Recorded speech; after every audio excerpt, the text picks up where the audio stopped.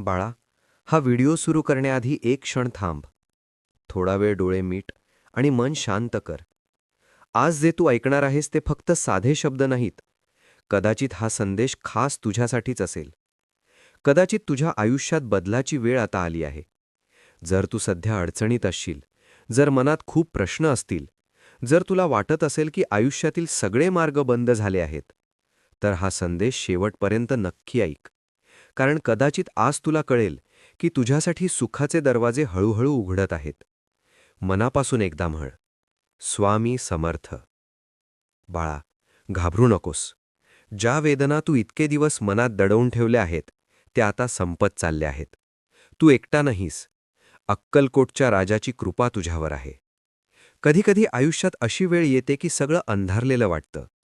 मनात विचार येतो की आता काहीच उरलं नाही. पण लक्षात ठेव, सर्वात गडद रात्र संपली कीच सुंदर पहाट उगवते. आणि कदाचित तुझ्या आयुष्यातली ती पहाट आता जवळ आली आहे. स्वामी सांगतात, जेव्हा मन पूर्णपणे थकून जाईल, तेव्हा माझं नाव घे. मी तुझ्या सोबत आहे. तुझ्या घरात जे अडथळे होते, कामात जे अपयश येत होतं, नात्यांमधील जे अंतर निर्माण झालं होतं, हे सगळं हळूहळू कमी होणार आहे. पण एक गोष्ट आवश्यक आहे बाळा, विश्वास.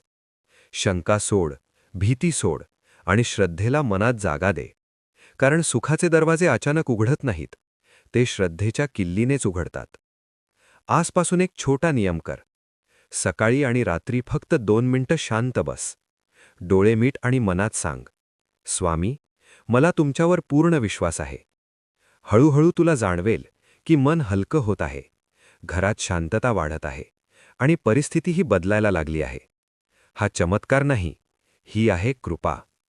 लक्षात ठेव, जे तुझ्यासाठी आहे ते तुला मिळणारच. कोणीही ते थांबवू शकत नाही. कदाचित तू खूप दिवसांपासून संघर्ष करत आहेस. घरातील तणाव, पैशांची चिंता, नात्यांमधील गैरसमज आणि मनात प्रश्न, हे सगळं माझ्याच वाट्याला का?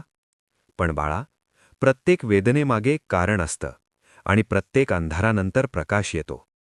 तुझ्या आयुष्यात जे काही घडलं ते तुला तोडण्यासाठी नव्हतं, ते तुला अधिक मजबूत करण्यासाठी होतं. स्वामी सांगतात, ज्यावर माझी विशेष कृपा असते, त्याची परीक्षा थोडी कठीण असते. तुझी परीक्षा झाली, पण आता ती संपत आली आहे. तुला आठवतं का, किती वेळा तू एकटाच रडलास? कोणालाही न सांगता मन मोकळं केलंस? त्या प्रत्येक अश्रूची नोंद झाली आहे. आता तुझ्या आयुष्यात नवीन दार उघडत आहे. संधीचं, समाधानाचं, स्थैर्याचं. पण लक्षात ठेव, सुख अचानक पडत नाही, ते हळूहळू येतं. जसं पहाट हळूच अंधार दूर करते. पुढच्या काही दिवसात तुला छोटे छोटे बदल दिसतील. घरात वातावरण शांत होईल. जिथे अडथळे होते तिथे मार्ग दिसू लागेल. हे का घडतंय माहितीये? कारण तुझ्या मनातील भीती कमी होत आहे.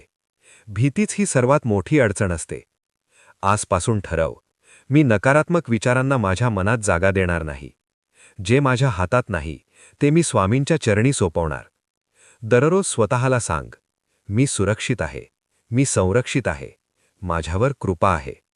शब्द साधे आहेत, पण त्यात प्रचंड शक्ती असते. लक्षात ठेव बाळा, सुख म्हणजे फक्त पैसा नाही.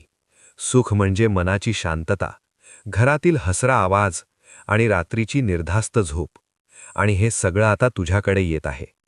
तू जे हरवलंस त्यापेक्षा चांगलं तुला मिळणार आहे. कारण जे निघून गेलं ते तुझ्यासाठी नव्हतंच. कधीकधी परमेश्वर चुकीच्या गोष्टी दूर करतो, जेणेकरून योग्य गोष्टींसाठी जागा तयार होईल. आज तुझ्या टप्प्यावर उभा आहेस, तो तुझ्या आयुष्यातील महत्त्वाचं वळण आहे. पुढे तुला नवीन संधी मिळेल. कदाचित कामात, कदाचित नात्यांमध्ये, कदाचित आत्मविश्वासात. पण लक्षात ठेव, संधी ओळखण्यासाठी मन शांत असलं पाहिजे. स्वामी सांगतात, धीर धरा, वेळ बदलते. आणि हो बाळा, तुझीही वेळ बदलत आहे. आज नाही तर उद्या, पण बदल निश्चित आहे. फक्त श्रद्धा ठेव, सबुरी ठेव आणि मनापासून नाव घे, स्वामी समर्थ.